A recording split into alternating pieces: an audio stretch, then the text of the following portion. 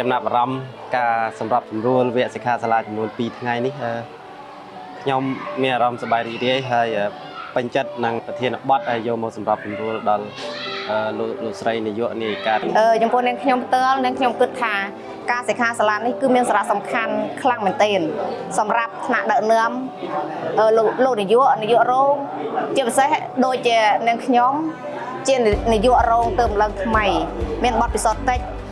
ចំណេះដឹងក៏តិចនៅពេលដែលមានវគ្គបណ្ដុះបណ្ដាលនេះឡើងធ្វើឲ្យខ្ញុំបានយល់កាន់តែច្បាស់ទទួលបានចំណេះដឹងច្រើនព្រោះថាខ្ញុំឡើងជានាយករងនាយកដៃទីប៉ុន្តែយើងមិនដែលបានទៅចូលរួមវគ្គបណ្ដុះបណ្ដាលការគ្រប់គ្រងទេដល់ខ្ញុំបានចូលវគ្គ2ថ្ងៃនេះគឺខ្ញុំបានទទួលនៅចំណេះដឹងច្រើននៅភាពដឹកនាំដែលមានទាំង6ហើយនឹងដែលសំខាន់គឺ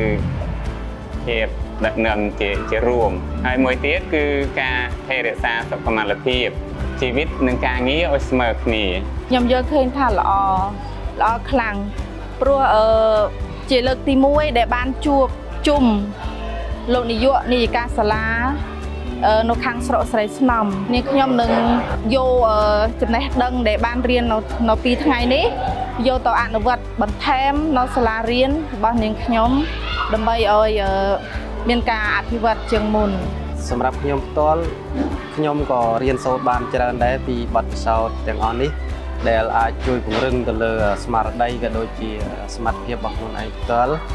ដើម្បីពង្រឹងទៅលើការងាររបស់ខ្លួនឯងហើយនឹងការជួយជ្រោមជ្រែងទៅដល់លោកនាយកលោកស្រីនាយិកាទាំងអស់ដើម្បីឲ្យការដឹកនាំនិងការគ្រប់គ្រងលើការងារអប់រំ